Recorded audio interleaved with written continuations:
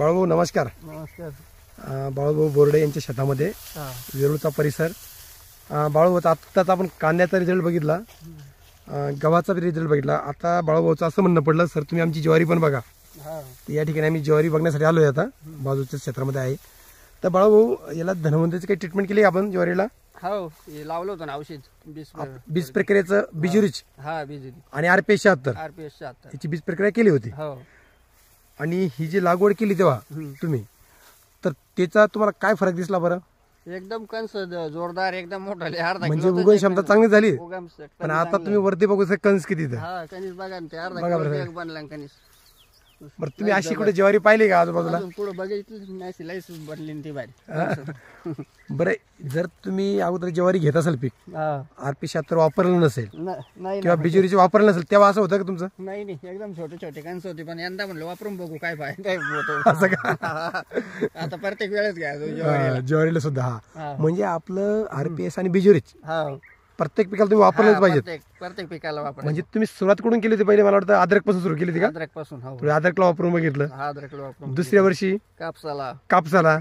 तिसऱ्या वर्षी मग सगळेच पिके घेतले तुम्ही. आता चौथ्या वर्षी सगळ्यालाच घेताय तुम्ही ज्वारीला सगळ्याला. आता बघू शकता ही ज्वारी बघायला येतात आजूबाजू शेतकरी. हो का? ज्वारीला काय वापरलं होतं तुम्ही, असं एवढं कणस कसं काय दांड? मग अशा शेतकऱ्यांना तुम्ही सांगा, सल्ला द्या. वापरून बघा म्हणलं एकदा तुम्ही. एकदा वापरून बघा. असा जोरदार रिझल्ट हा ज्वारीवर सुद्धा आहे. आता आपल्याकडे RPS 76 ची बॉटल जवळ नाही आहे की नाही? ते तुमच्याकडे आता तिकडे घरी असेल, ते बाळूभाऊच्या इकडे घर आहे शेजारीच.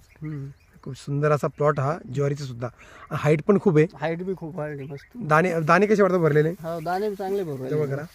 जबर दाणे काय फुल भरताय दाणे बी एकदम.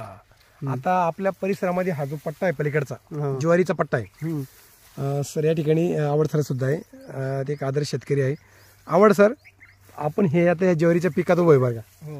आपण रस्त्याने जवळ 10 किलोमीटर आलो होता. असे कणी दिसले सर तुम्हाला? नाही, कारण की ही क्वालिटी म्हणजे बघायला भेटलीच नाही. अशी भेटलीच नाही की नाही?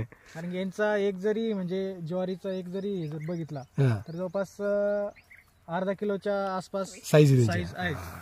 दाणे व्यवस्थित मोठे भरलेले. घरगुती आपण खाय म्हणून आता पुढच्या वेळेस जास्त पेरा. पुढच्या वेळेस जास्त टाकून.